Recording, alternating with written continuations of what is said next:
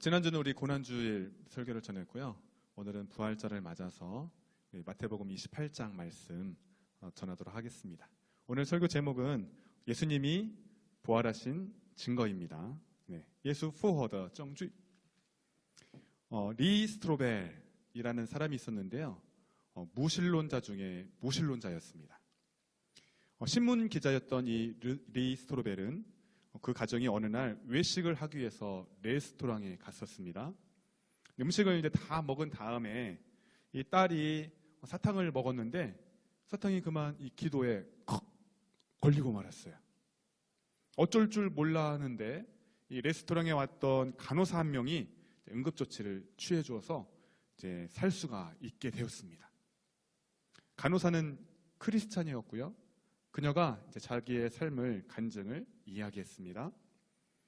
그 간증을 들은 이 리스토로벨의 아내는 예수 그리스도를 알기를 원했고 또 스스로 교회에 다니기 시작했습니다. 그게 못마땅했던 리스토로벨은 예수는 거짓되고 너무나도 잘못된 인물이다, 그렇게 비판을 하였습니다. 그는 자기 아내가 예수에 빠졌다, 그렇게 생각을 하게 되었고요. 그리고 기자 정신을 발휘해서 이 성경책이 잘못된 척인 것을 증명해서 신문에 이제 글을 쓰기로 마음을 먹었습니다. 스트로벨은 가장 먼저 하나님을 믿고 있던 직장 상사에게 가서 질문을 했습니다. 기독교가 잘못된 것을 밝히려면 무엇부터 공부해야 합니까? 직장 상사는 주저하지 않고 대답을 했습니다. 기독교의 믿음의 핵심은 부활입니다. 부활이 가짜라면 모든 것이 다 가짜입니다. 눈에 보이는 것만이 실제한다, 절대적이다, 그렇게 믿었던 그는 전문가들의 많은 의견과 또 수많은 증거들을 통해서 결국 예수님이 실제로 있었고, 그리고 예수님은 하나님의 아들이며 세상의 구원자다 라는 사실을 그가 믿게 되었다고 합니다. 그가 쓴 책이 바로 예수는 역사다 라는 책이고 영화로도 만들어졌습니다. 예수님이 진짜 부활하셨다는 첫 번째 증거는 바로 예수님의 무덤이 비어 있었다는 것입니다. 예수님은 부활하셨기 때문에 예수님의 무덤이 비어 있을 수밖에 없죠. 마태복음 28장 6절 말씀. 他不在这里，照他所说的已经复活了。你们来看安放主的地方。 그가 여기 계시지 않고 그가 말씀하시던 대로 살아나셨느니라. 와서 그가 누우셨던 곳을 보라. 예수님은 금요일 오전 9시에 십자가에 매달려셨고요. 그리고 십자가에 6시간 동안 매달려 계시다가 오후 3시에 숨을 거두셨습니다. 해가 지기 전에 예수님의 제자였던 아리마대 부자 요셉이 총독 빌라도에게 가서 예수님의 시체를 달라고 요청을 하였습니다. 요셉은 예수님의 시체를 세마포로 감싼 다음에 자기 무덤에 장사를 지냈습니다. 좀 전에 우리 사진을 봤던 것처럼 이 동양의 무덤과 이 이스라엘의 무덤은 차이가 있습니다. 동양의 무덤은 흙을 파고 관을 놓은 다음에 또 흙을 덮어서 이렇게 봉분을 만들어서 만들지만 이스라엘의 무덤은 바위에 굴을 파서 무덤을 만들고 큰 돌로 무덤 입구를 막아놓는다고 합니다. 마태복음 27장 60절 말씀. 安放在自己的先坟墓里，就是他凿在磐石里的。他又把大石头捆到墓口，就去了。 바위 속에 판 자기 새 무덤에 넣어두고 큰 돌을 굴려 무덤 문에 놓고 가니. 유대인들은 율법에 따라서 금요일 저녁부터 토요일 저녁까지 안식일로 지켰습니다. 유대인들은 안식일을 지키지 않는 사람이 있으면 심지어 그 사람을 죽이기까지 했습니다. 그러니까 예수님이 오후 3시에, 금요일 오후 3시에 돌아가셨으니까 안식일이 시작되려면 시간이 얼마 안 남았잖아요. 그래서 사람들은 예수님의 몸에 향품을 바르지 못하고 급하게 매장을 해야만 했습니다. 그런데 이 예수님의 부활은 갑자기 일어난 사건이 절대 아닙니다. 예수님은 자신이 죽을 것을 또 자신이 부활할 것을 제자들에게 이미 3번씩이나 예언을 하셨었습니다. 마태복음 16장 21절 말씀. 从此，耶稣才指示门徒，他必须上耶稣撒冷去，受长老、祭司、长文士许多的苦，并且被杀，第3日复活。 이때로부터 예수 그리스도께서 자기가 예루살렘에 올라가 장로들과 대제사장들과 서기관들에게 많은 고난을 받고 죽임을 당하고 제3일에 살아나야 할 것을 제자들에게 비로소 나타내시니, 예수님은 예언하신 대로 3일 만에 부활을 하셨습니다. 마태복음 28장 6절 다시 한번 읽습니다. 他不在这里，照他所说的已经复活了。你们来看安放主的地方。 네, 그가 여기 계시지 않고 그가 말씀하시던 대로 살아나셨느니라. 와서 그가 누우셨던 곳을 보라. 여러분, 재미있는 사실은요, 예수님의 제자들이 예수님의 부활에 대한 말씀, 그 예언의 말씀을 들을 때 귀담아 듣지도 않았고요, 믿지도 않았었습니다. 그러나 반대로 예수님을 빌라도에게 넘겨줬던 대제사장들과 바리새인들은 예수님의 이 말씀을 듣고 기억하고 있었습니다. 마태복음 27장 63절 말씀. 大人，我们记得那诱惑人的还活着的时候，曾说3日后我要复活。 주여, 저 속이던 자가 살아나 있을 때에 말하되 내가 사흘 후에 다시 살아나리라 한 것을 우리가 기억하노니. 방금 바리새인 대제사장들이 말한 말입니다. 자, 물론 그들이 예수님의 부활을 진짜로 믿어서 그런 것은 아닙니다. 그들은 예수님의 제자들이 예수님의 시체를 훔쳐간 다음에 예수님이 부활하셨다, 그렇게 백성들에게 거짓말할 거라고 그렇게 생각을 했었습니다. 그래서 그들은 빌라도에게 가서 무덤을 굳게 지키게 해달라고 요청을 하였습니다. 그들은 빌라도의 허락을 받은 후에 군사들을 데리고 가서 무덤에 임봉을 하고 그리고 굳게 지키도록 하였습니다. 그러므로 예수님의 제자들이 몰래 가서 예수님의 시체를 훔쳐가서 예수님이 살아났다, 거짓말할 수 없게 된 것입니다. 자, 그런데 예수님을 따르던 여인들은 안식일이 지나고 난 후 첫날에 예수님의 몸에 향품을 바르기 위해서 향품을 사두었습니다. 그리고 안식 후 첫날 매우 이른 아침에 무덤으로 가기 시작했습니다. 그러면서 여인들이 서로 말하기를, 누가 우리를 위하여서 무덤 문에서 돌을 굴려줄까? 그렇게 말을 했는데요. 그런데 큰 지진이 나면서 하늘로부터 천사가 내려와 그 돌 위에 돌을 굴려내고 그 돌 위에 걸터 앉아 있는 것을 보게 되었습니다. 그리고 무덤을 지키던 병사들은 너무나 무서워서 죽은 사람처럼 기절해 있었습니다. 전사들은 여인들에게 예수님이 장사되었던 무덤이 비어 있음을 확인을 시켜주었고, 그리고 예수님의 제자들에게 가서 이 사실을 말하라고 지시를 했습니다. 이처럼 예수님은 죽은 자 가운데서 3일 만에 부활하셨습니다. 그래서 더 이상 예수님은 무덤에 계시지 않기 때문에 예수님의 무덤은 당연히 비어 있을 수밖에 없었던 것입니다. 예수님이 부활하신 두 번째 증거는 부활하신 예수님을 목격한 첫 증인이 여인이었다는 것입니다. 지금 이 시대에는 법정이나 그리고 사회의 여러 가지 상황 속에서 여러분, 여인들이 증언을 하는 것은 절대 문제가 되지 않습니다. 그러나 구약 시대에도 그렇고 지금 예수님 시대에 여인들은 그 인구수에도 포함이 되지가 않았습니다. 그리고 여인들의 증언은 신뢰성이 없다, 그래서 여인들은 증인이 될 수도 없었습니다. 그런데 예수님께서는 부활 후에 이 남자 제자에게 먼저 나타나지 않으시고 여성에게 먼저 나타나셨습니다. 마태복음 28장 8절 9절 말씀. 妇女们就急忙离开坟墓，又害怕又大大的欢喜，跑去要报给他的门徒。忽然耶稣遇见他们，说：“愿你们平安。”他们就上前抱住他的脚拜他。 그 여자들이 무서움과 큰 기쁨 기쁨으로 빨리 무덤을 떠나 제자들에게 알리려고 다름질할새 예수께서 그들을 만나 이르시되 평안하냐 하시거늘 여자들이 나아가 그 발을 붙잡고 경배하니.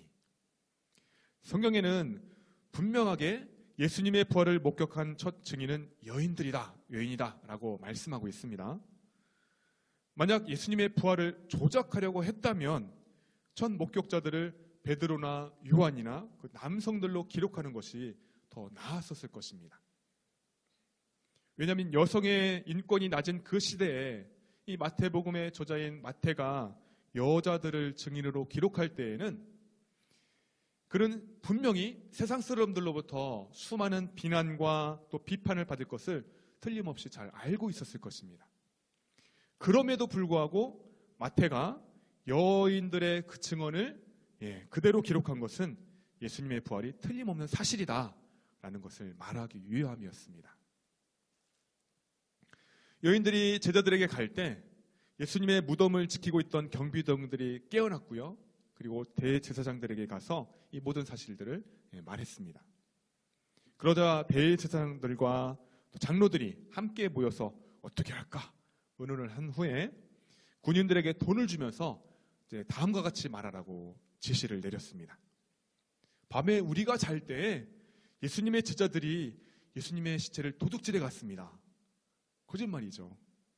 그러나 군인들은 돈을 받고 그대로 말했기 때문에 유대인들 가운데에는 예수님의 제자들이 예수님의 시체를 훔쳐갔다, 그렇게 소문이 났다고 합니다. 자, 세 번째, 예수님이 부활하셨음을 증명하는 세 번째 증거는 부활하신 예수님을 수많은 사람들이 목격했다는 사실입니다. 재미있는 사실은 또 예수님의 제자들이 예수님의 부활에 대한 그 예언의 말씀을 들을 때 처음에 믿지 않았다고 했잖아요. 또 여인들이 제자들에게 가서 이 부활하신 예수님의 소식을 전했을 때에도 그 말을 허탄한 듯 들려서 그 말을 또 믿지 않았었습니다. 또 예수님의 제자들 중에 2명, 요한과 베드로가 직접 달려가서 예수님의 무덤이 비어있음을 두 눈으로 확인을 했습니다. 그렇음에도 불구하고 믿지 않고 이상하게 생각하면서 그냥 돌아갔을 뿐입니다. 또 예수님의 제자 중 2명이 걸어서 시골로 가는 길에 예수님이 나타나셨고 그들을 만나주셨는데 그 두 사람이 나중에 가서 제자들에게 말했을 때에도 다른 제자들은 믿지를 않았습니다. 결국 예수님께서 제자들에게 직접 나타나서 그들을 꾸짖었습니다. 마가복음 16장 14절 말씀. 后来11个门徒坐席的时候，耶稣向他们显现，责备他们不信，心里刚硬，因为他们不信那些在他复活以后看见他的人。 그 후에 11 제자가 음식을 먹을 때에 예수께서 그들에게 나타나사 그들의 믿음 없는 것과 마음이 완악한 것을 꾸짖으시니 이는 자기가 살아난 것을 본 자들의 말을 믿지 아니함일러라. 부활하신 예수님이 제자들에게 나타나셨을 때 제자 중 한 명 도마가 그 자리에 없었거든요. 도마는 나중에 부활하신 예수님이 제자들에게 나타나셨다, 그 이야기를 듣고서는 다음과 같이 말을 합니다. 내가 그의 손에 못자국을 보고 내 손가락을 그 못자국에 넣으며 또 내 손을 그 옆구리에, 창 찔린 옆구리에 넣어보지 않고는 나 믿지 않을래. 그런데 8일 후에 예수님께서 다시 나타나서 도마를 꾸짖으시면서 다음과 같이 말씀을 하셨습니다. 내 손가락을 이리 내밀어 내 손을 보고 내 손을 내밀어 내 옆구리에 넣어봐라. 그리고 믿음이 없는 자가 되지 말고 믿는 자가 되라 말씀하셨습니다. 여러분, 제자들의 모습을 통해서 살펴보겠지만 우리가 알아봤지만 우리도 솔직히 믿기 어렵잖아요. 근데 예수님의 부활을 믿는 것이 정말 쉽지 않은 일인데 믿음이 있어야만 가능한 일이다 라고 말씀하는 것입니다. 예수님이 부활하신 후에 제자들에게만 나타난 것이 아닙니다. 예수님은 수많은 사람들에게 일시에 나타나시기도 하셨습니다. 고린도전서 15장 6절 말씀. 后来一时显给500多弟兄看，其中一大半到如今还在，却也有已经睡了的。 네, 그 후에 500여 형제에게 일시에 보이셨나니 그 중에 지금까지 대다수는 살아있고 어떤 사람은 잠들었으며 죽었으며. 여러분, 예수님이 AD 33년쯤에 이제 돌아가셨고 부활하셨잖아요. 근데 지금 바울이 고린도전서를 쓰는 시기가 한 20년 지나서 AD 54년쯤 썼습니다. 그러니까 예수님의 부활을 목격한 대부분의 사람들이 아직 살아있을 때입니다. 예수님의 동생 야고보가 있었는데 그는 친형 예수님을 하나님의 아들로 믿을 수가 없었고 또 구원자로도 믿지 않았었습니다. 왜냐하면 친형이니까. 근데 예수님께서 부활하신 몸으로 야고보에게 보이시자 그때서야 야고보는 회심을 하였고 나중에는 예루살렘 교회의 지도자가 되기도 하였습니다. 고린도전서 15장 7절 8절 말씀. 以后显给雅各看，再显给众使徒看，末了也显给我看。我如同为道产妻而生的人一般。 그 후에 야고보에게 보이셨으며 그 후에 모든 사도에게와 맨 나중에 만삭되지 못하여 난 자와 같은 내게도 보이셨느니라. 예수님을 믿지 않던 자가 여러분 예루살렘 교회의 지도자가 될 수 있었던 것은 부활하신 예수님을 직접 목격했기 때문에 봤기 때문에 가능한 것입니다. 부활하신 예수님을 만난 야고보는 예수님을 구원자로서 믿게 되었고 그는 결국 순교자로 생을 마감하였습니다. 또 조금 전에 읽은 말씀에서 만삭되지 못하여 난 자, 이 사람은 사도 바울을 가리키는데요. 사도 바울은 원래 유대인의 관원이었습니다. 그는 예수님 믿는 사람들을 핍박하고 잡아다가 죽이는 일을 하는 사람이었습니다. 왜냐하면 사도 바울은 원래 유대인이었는데 오직 여호와 하나님만을 유일신으로 믿었기 때문입니다.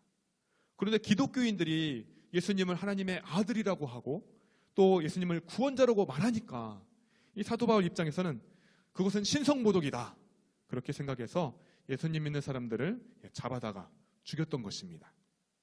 그런데 십자가에서 죽으시고 부활하신 예수님께서 이 바울도 직접 만나주셨습니다. 사도행전 9장 4절 5절 말씀. 他就扑倒在地，听见有声音对他说：“扫罗，扫罗，你为什么逼迫我？”他说：“主啊，你是谁？”主说：“我就是你所逼迫的耶稣。” 땅에 엎드려져 들음에 소리가 있어 이르시되 사울아 사울아 내가 어찌하여 나를 박해하느냐 하시거늘 대답하되 주여 누구시니오니까 이르시되 나는 내가 박해하는 예수라. 부활하신 예수님을 만난 이 사울은 회심을 하였습니다. 예수님을 믿었고 또 이름도 사울에서 바울로 바뀌었습니다. 바울은 이제 목숨을 걸고 부활하신 예수님을 전하는 사람이 되었습니다. 여러분, 예수님을 믿는 사람을 잡아다 죽이는 사람이 이제는 부활하신 예수님을 전하는 사람 되었으니까, 목숨을 걸고 전하는 사람이 되었으니까 그것은 진짜 부활하신 예수님을 만났다는 그런 증거가 됩니다. 예수님의 제자들은 예수님이 붙잡히실 때 다 도망갔었거든요. 그런데 예수님의 제자들이 처음에 또 예수님의 부활하신 그 소식을 들었을 때도 믿지 않았었거든요.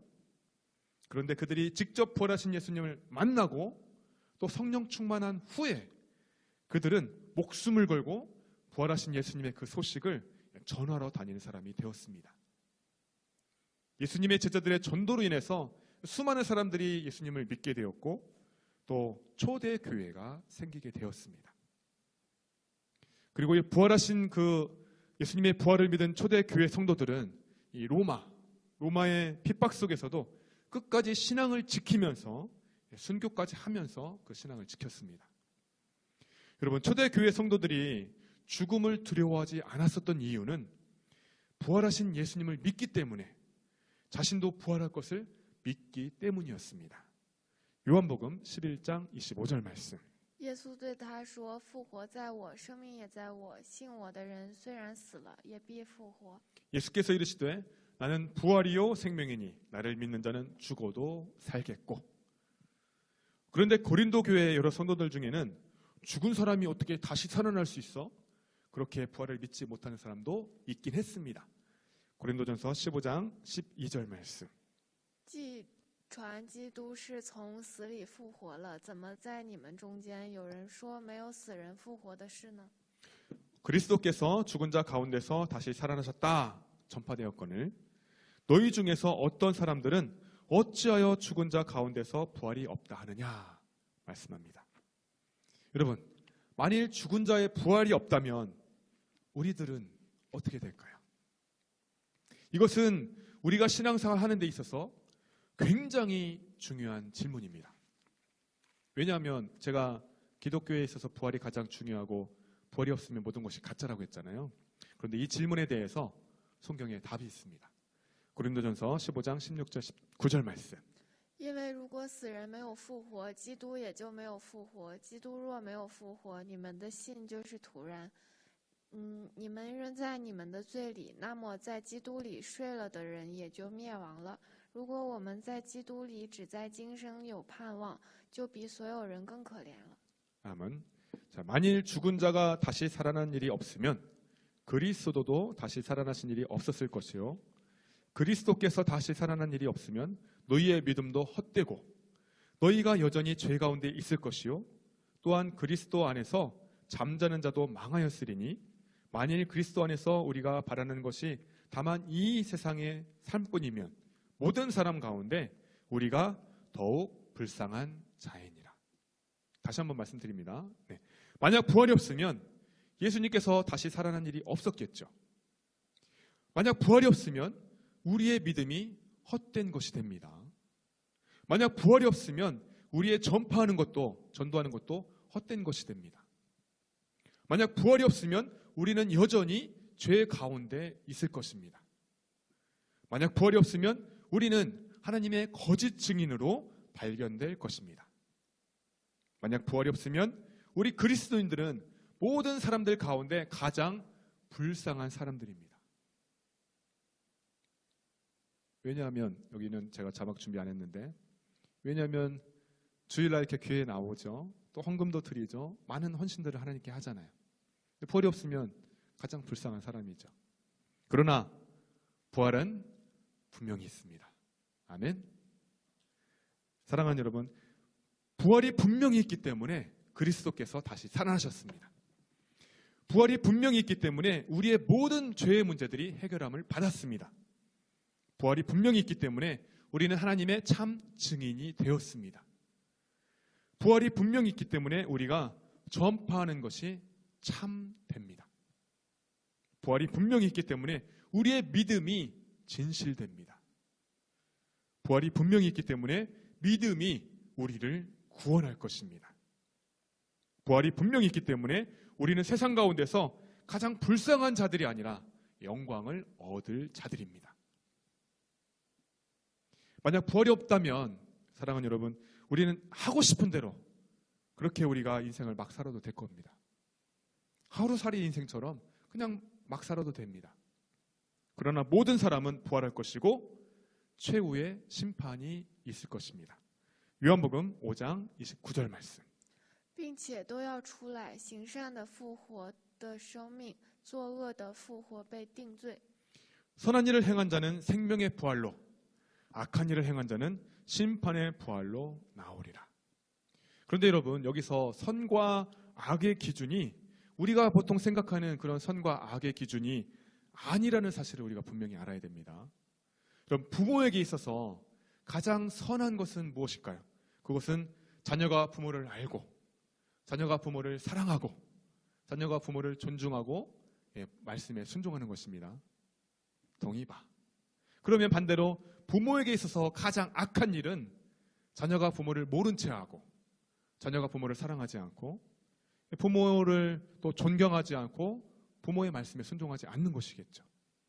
그와 마찬가지로 천지를 창조하신 하나님의 입장에서 보면 가장 선한 일은 사람이 하나님을 알고, 사람이 하나님을 사랑하고, 하나님을 존경하며 존중하며 말씀에 순종하는 것입니다. 그럼 반대로 하나님에게 있어서 가장 악한 것은 사람이 하나님을 인정하지 않고, 사랑하지 않고, 존경하지 않고 말씀에 순종하지 않는 것이 가장 악한 것입니다. 예수님을 믿음으로 죄를 용서받은 의인은 생명의 부활을 할 것이요, 예수님을 믿지 아니함으로 죄를 용서받지 못한 악인은 심판을 심판의 부활이 있을 것입니다. 하나님께서 우리에게 가장 원하시는 삶은 우리가 하나님의 아들 예수 그리스도를 믿고 하나님의 자녀가 되는 것입니다. 하나님은 우리가 하나님과 친밀한 관계를 맺고 하나님의 그 말씀에 순종하면서 살기를 원하십니다. 그러므로 예수님을 믿음으로 죄를 용서받은 의인은 생명의 부활로, 예수님을 믿지 아니함으로 죄 용서받지 못한 악인은 심판의 부활이 있을 것입니다. 그렇기 때문에 우리는 그 죄를 해결함 받기 위해서는 나의 죄를 대신해서 십자가에서 죽으신 예수님이 필요하다. 그것을 우리가 고백해야만 하는 것입니다. 자, 마지막으로, 그렇다면 우리가 어떤 모습으로 부활할까요? 궁금하지 않나요? 정확히 알 수 없지만 이에 대한 힌트가 성경 구절이 있습니다. 고린도전서 15장 49절 말씀. 我们既然有了属土的形象，将来也必有属天的形象。 우리가 흙에 속한 자의 형상을 입은 것 같이 또한 하늘에 속한 이의 형상을 입으리라. 예수님이 부활하신 것은 여러분 죽었다가 깨어난 것, 소생한 것이 아닙니다. 기절했다 깨어난 것이 아닙니다. 예수님은 십자가에 못 박힌 손과 발, 그 흔적이 그대로 있었고요. 또 옆구리에 창에 찔린 흔적이 그대로 있었지만 새로운 몸으로 부활하셨습니다. 그래서 예수님의 제자들이 문을 닫고 있을 때, 집에 있을 때 예수님이 갑자기 나타나기도 하셨고요. 즉 예수님의 시신이 여러분 바위에 구멍을 판 무덤에 놓이지 않고 즉 땅속에 매장되어 있다 하더라도 예수님은 얼마든지 부활하실 수 있었다는 것입니다. 여러분 우리가 언제, 어디서, 어떻게 죽을지는 아무도 모릅니다. 사람이 죽으면 호흡이 멈추고요. 심장의 박동이 멈추고 우리의 호흡이 멈춥니다. 그리고 우리의 영혼이 육체에서 분리가 됩니다. 육신은 땅에 매장되든지 불에 타서 화장을 당할 것입니다. 그러나 하나님을 믿는 우리의 영혼은 하나님의 나라로 가게 됩니다. 그리고 예수님이 재림하시는 날에 우리의 몸이 새로운 모습으로, 영의 모습으로 영광스럽게 아름다운 모습으로 부활할 것입니다. 천국에 있던 우리의 영혼과 부활한 우리의 몸이 다시 결합할 것이고 천국에서 영원히 영광스러운 삶을 살게 될 것입니다. 오늘 설교를 마무리하고자 합니다.